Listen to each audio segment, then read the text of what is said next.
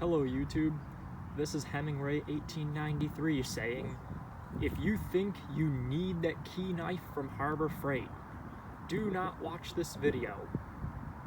In fact, never watch a video on my channel ever again. Anyway, so, as you may be able to tell, it's the fall.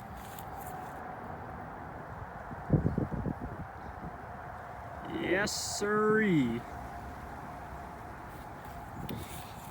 And fall, of course, means I'm starting to think about Halloween decorations. And Halloween decorations makes me think of, what display am I gonna do this year and that. Probably the same thing as I do every year, but regardless. And I decided I should build some really realistic prop. So I've decided to build a Victorian child's casket, complete with a viewing window. I am doing a child casket because I do not have enough wood to make an adult casket. However, all you would need to do is make it about 3 feet longer and 6 inches wider than what I'm making. Has many uses. Really works great as a Halloween decoration, dorm room accessory, prank on a local construction crew. The possibilities are endless. And with that, let's get started.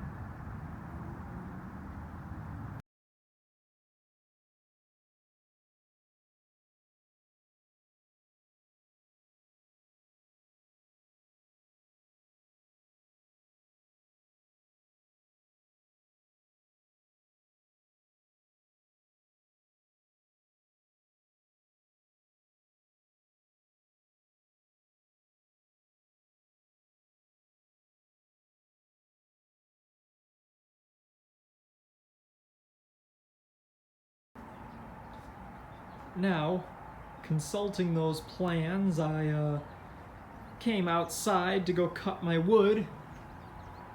Cue the magical season change. And I originally had a section that was 11 inches by 8 feet. So these are the two side sections here. These are 2.5 feet long, 2 foot 6 inches. I took some of the scrap and I'm going to use it to make the ends. This is a board I'm going to use as a cross-cut fence for the skill saw. Then I need parts for a lid. So I came over here for more miscellaneous wood. I found this. It will need to be sanded, and I also have others that I can use in the event that it's not large enough. I really don't care about the wood matching because I'm just going to stain it and then go age it, beat it up, make it look old. So, kind of doesn't matter. Anyway, so first I'm going to go make the ends, and then I'll show you what I'm going to do to make the tapers on the ends. So let me cut this and I'll get back to you in just a second. Side note, here's a quick tech tip. To make a cross-cut or a ripping fence, said I was going to use this board right here. So what I've done was I drew a line, obviously, where I needed to cut. All circular saws will have a little indicator on them, sorry if you can't really see that, where the blade is. And of course you want to line it up to the inside of the blade. So what you do is you line up that indicator with the line and you take your piece of scrap wood and clamp it down along the edge of the saw. And that will guide you straight across the cut so you won't, go wonky. To do that, the first thing I've done is I've taken this canoe anchor. Hey, how about that? Weighed down the other end. Then I've taken this vintage Brink & Cotton clamp, 3-inch clamp, put it on that side. Next, I'm going to take this clamp from the Cincinnati Tool Company. It's a Super Junior. This is also a 3-inch clamp. Forged steel, heat treated, made in USA. Always love using these from smaller tool companies. And I'm gonna put it on this side so that I can cross-cut straight. So let's do that. That's just a quick tip I wanted to give. Well, now that we've got all that cut, let's take a look at making the tapers at the top and bottom that you probably saw in the plans. So this is the inside. I marked it, made sure to put marks to line it up. I just like the grain pattern on the other side better. So I said this will be the inside. This is also where I'll make all my pencil marks, because you notice the pencil does dig into the wood a little bit. This is softwood. Well, anyway, what I've done is I've measured out 1.5 inches in from the end, 1.5 inches. Then from there, taking my straight edge piece, lined it up, and I made a pencil mark straight across to the top. So that's where I will cut to make the angled end pieces. I did the same thing for the top. 1.5 inches in, straight across. That's where I'll cut to make the angles. I mean, you could do this lighter angles or more extreme angles if you want. I just did 1.5 inches in. Felt good. It was a good arbitrary number. Maybe 2 inches would work too for my application. Or you could always make it flat-sided and cut your sides at an angle to like taper it like a coffin shape. Anyway, I'm gonna go ahead and cut that. I'm not gonna be able to really use the clamping table here, unfortunately, and the crosscut fence is gonna be a little difficult to do. So instead, I just got this big die craft clamp that I'm gonna use to clamp it down. It's what I gotta do. This is an example of one full completed end piece. We have the bottom for the actual body of the casket, and we have the top that will go on the lid. So this is what it will ultimately look like when cut.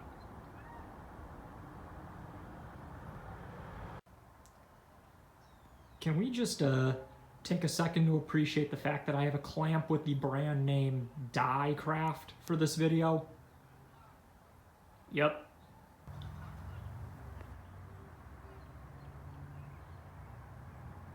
An owl out there.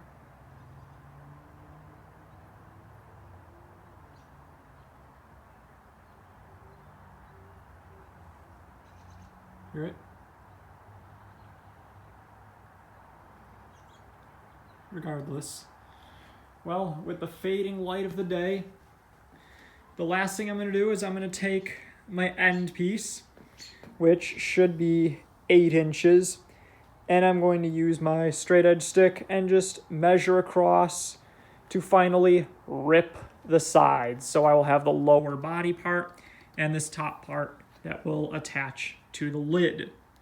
So let me just measure that out really quick, draw that across, and I'll show you my setup.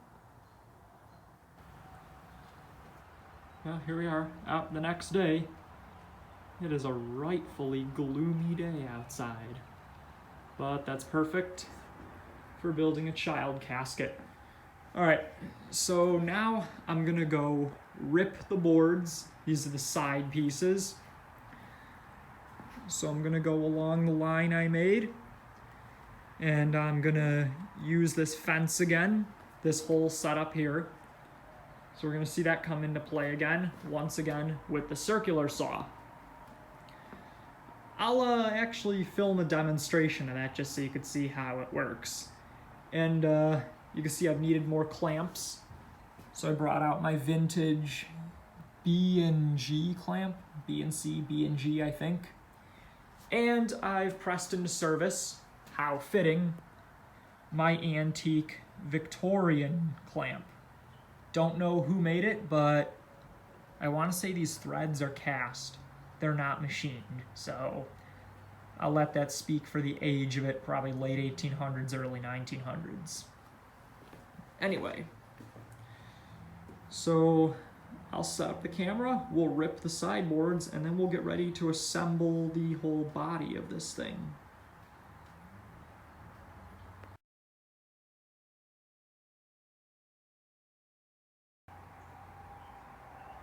Alright, let's do this. I got it lined up and clamped. Here we go. Safety glasses, those.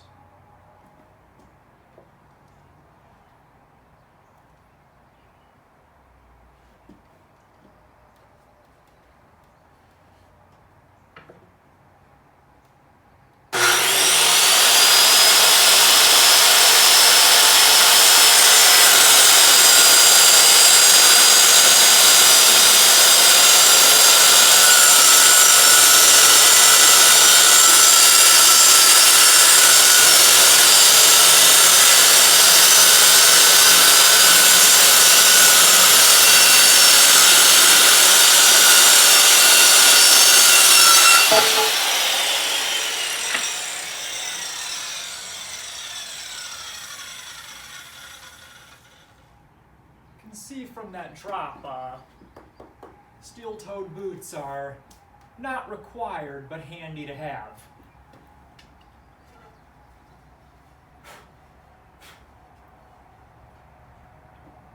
There's the part of our lid. The sun's out. And I also have a door that I need to shave down. So I got two concurrent projects going. Anyway, let's check out the progress we have here. We're almost ready to attach the side piece to the ends. Notice this little boo-boo here that occurred. The edge on the end piece is longer than the side piece is tall. Why did this happen? Well, I just realized we made ourselves a right triangle when we cut that part off. So the hypotenuse is going to be longer than both of these sides. You know, a squared plus b squared equals c squared, Pythagorean theorem. But ultimately that doesn't matter because I could always just cut it down, and we're going to be putting a floor in this. So ultimately it kind of doesn't matter. You can just trim it down if you want to. That's what I'm going to do.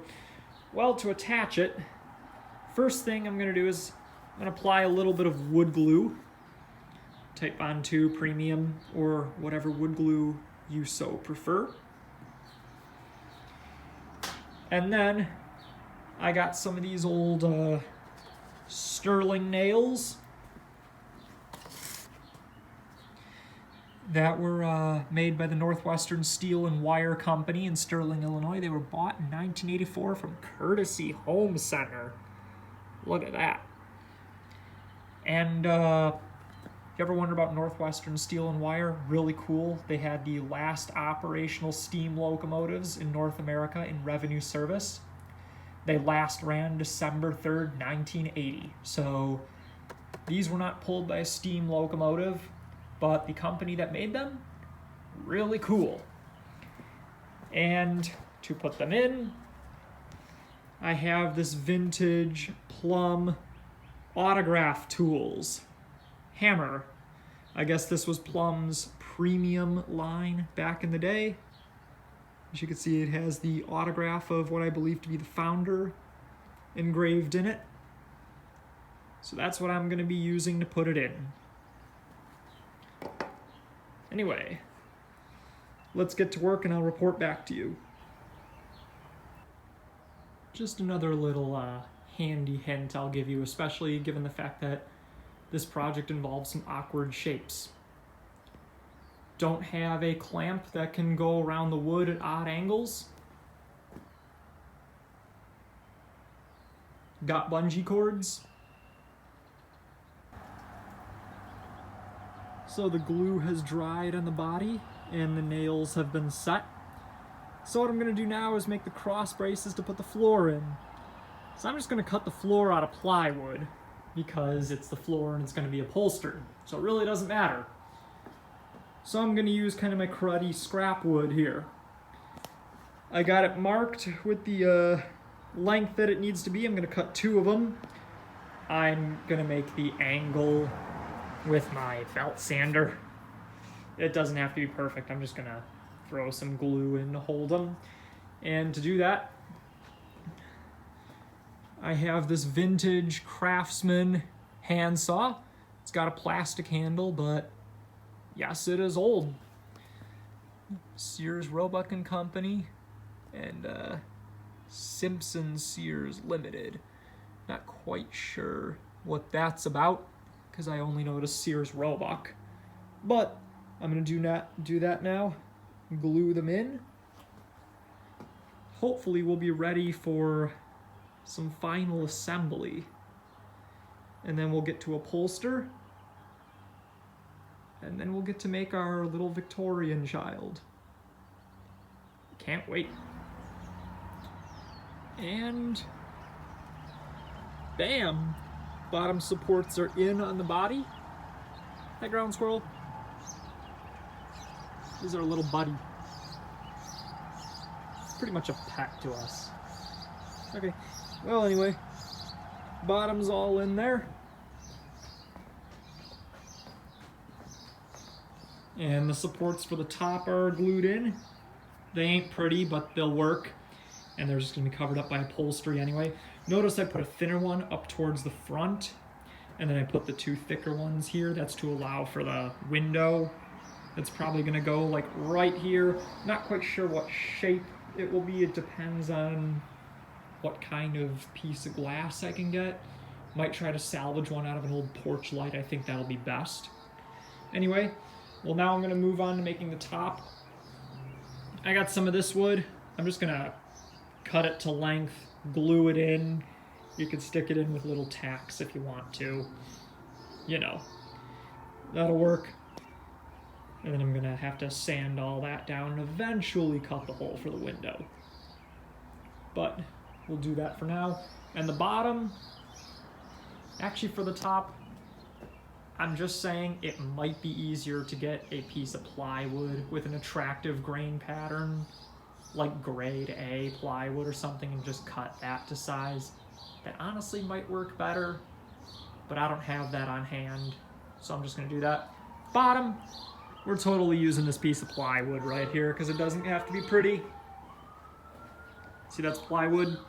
So I'm just gonna cut it into 2 lengths that'll fit and glue it down. Like I said, it'll be upholstered over, so it doesn't really matter.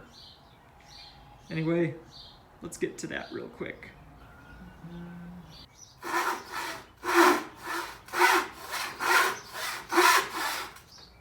Cutting the lid.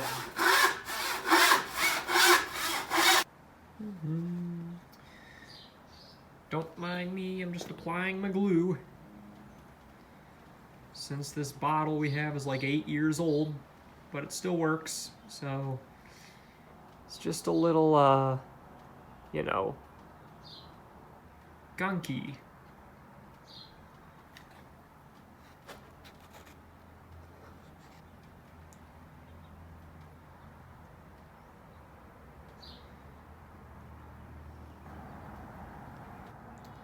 Alright, here it is, all glued. So that's solid. Here's the floors in here. Yes, I know there are gaps, but I don't really care because, again, it's going to be upholstered. So it's kind of a non-issue to me. Plus, I don't intend on leaving this outside for long periods of time, so it's fine.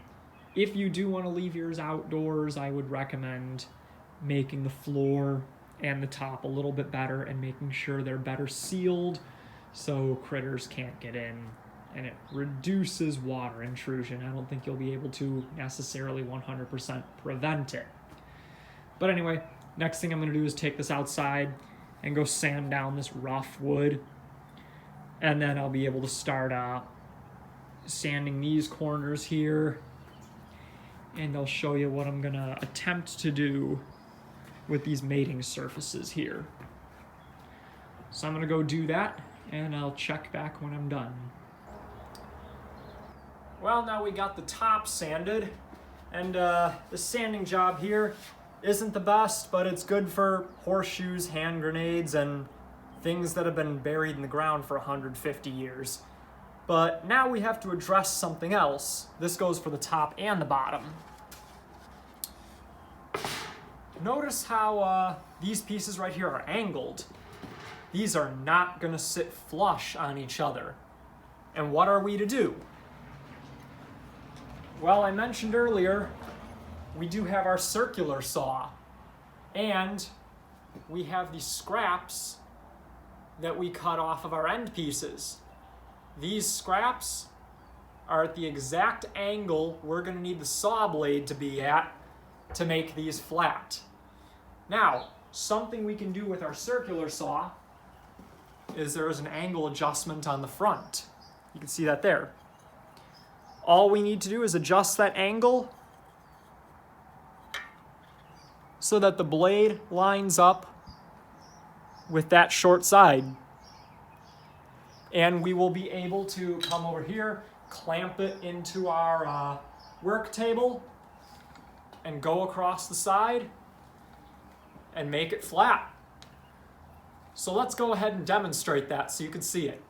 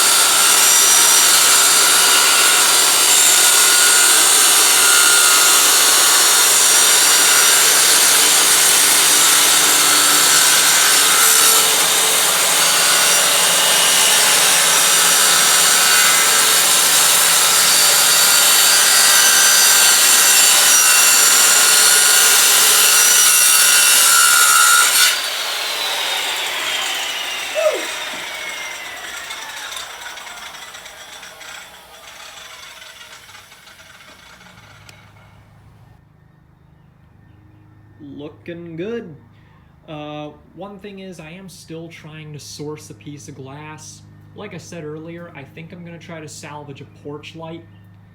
That will work, and that'll get me a good size piece of clear glass that I can use. And you can see I left this hole, but I'm gonna have to enlarge in it a little bit on the side, but I can do that with a jigsaw when the time comes. Anyway, let me show you what I got. I went over to the Habitat for Humanity store the other day. Hinges. We're gonna need a couple of these. I just got 2 of them, somewhat small ones. They'll do the job. I also got a couple of these are drawer pulls, I believe. Drawer pulls or cabinet handles, whatever. But I like the design on them. So I figure, you know, if I mount them on the side, maybe like down here, a little further down, these will look good. So I got 4 of those. But before I can get to mounting hardware, I figure I'm gonna stain this. So the stain I've decided to go with is this red mahogany. I've used this before. It's not actually this dark.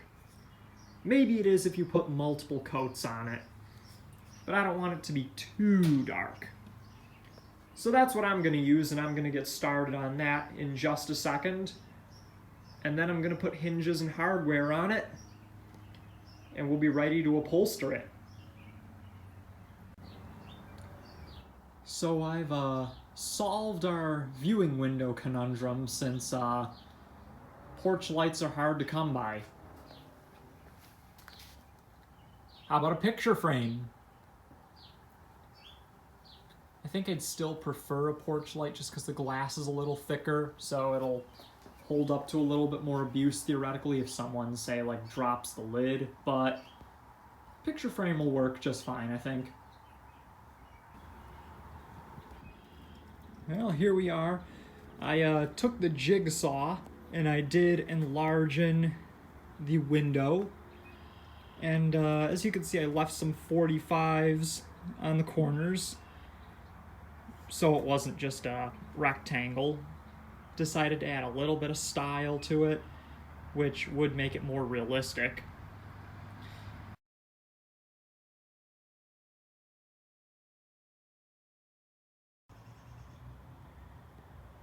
In the process of staining, we're finally here. Looking good, looking good. Make sure to get these ends right here. And these tops, you gotta make sure to get everything. Don't forget, they're gonna see these surfaces when it's open. Make sure to get the ends. It's not the easiest thing to do, but you gotta do them. When I eventually move on to the lid, make sure you get in here. Anything that's gonna be visible, gotta make sure to get. See how this turns out when I got it all done.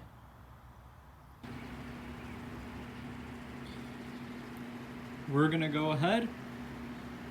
We're gonna check the stain manufacturer's specifications for the temperature and humidity, and we're gonna let that dry.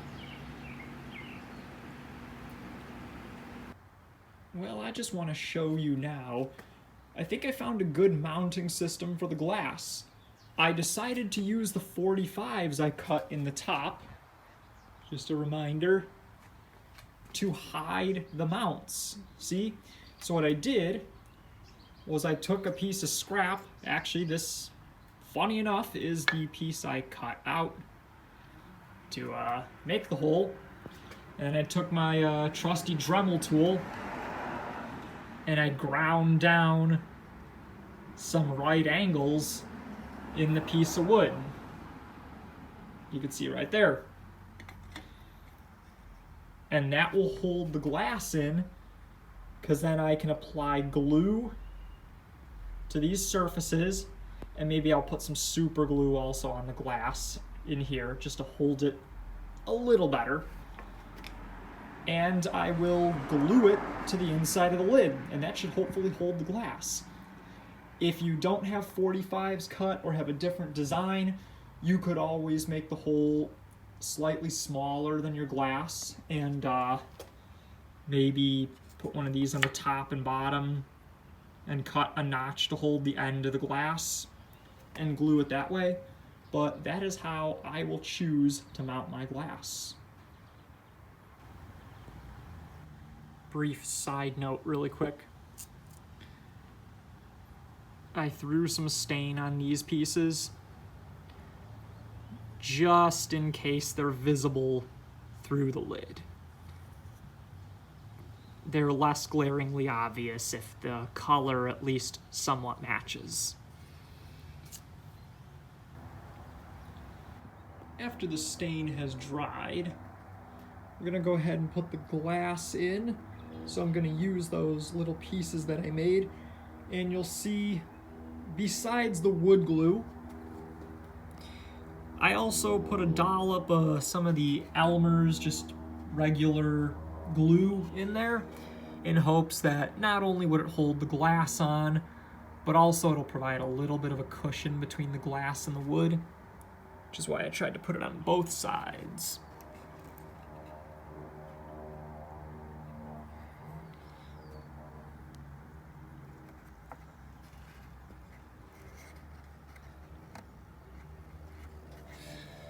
So press that down in there. Slide it as tight as we can. Press it down. And now we gotta let all that dry.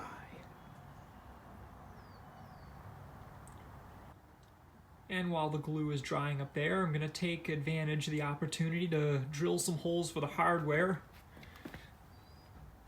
So I got out the drill, power drill. Didn't feel like using my hand drill today.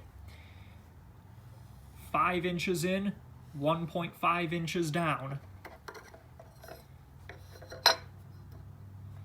That's how I'm gonna put the hole, drill another one here. Same thing on this side. 5 inches in, 1.5 inches down. Haven't marked it yet. But that's where I have chosen to put the side handles.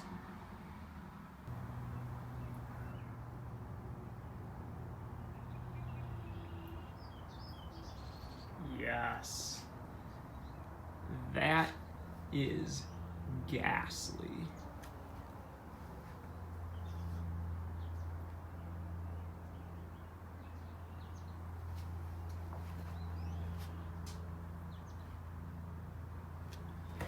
Got our hardware all set. Got the window in, have it stained. It did turn out kind of a dark brown color as opposed to red like in a previous item I made that used that same stain, but I don't really care. It actually turned out really great, so I'm not going to complain about that. And of course, the lid opens.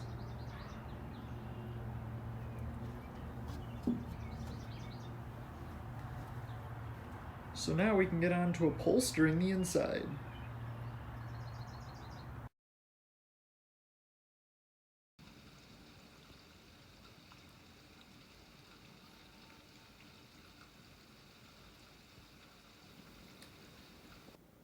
Well, now I'm stuck inside because it's raining out. But as Halloween draws closer, I feel the need to upholster this. So I went and got some white fabric from the craft store, and using my Arrow staple gun, put it in. It didn't turn out the best. But to be fair, I'm going to take some coffee and I'm going to stain this up so that it looks really old and grody and buried in the ground for 150 years. Plus, I mean, it still looks half decent when the lid's closed, so again, I kinda don't care. And obviously you could tell I'm no professional at upholstery. But kind of an overused theme in this video, but for our purposes, I think this is fine.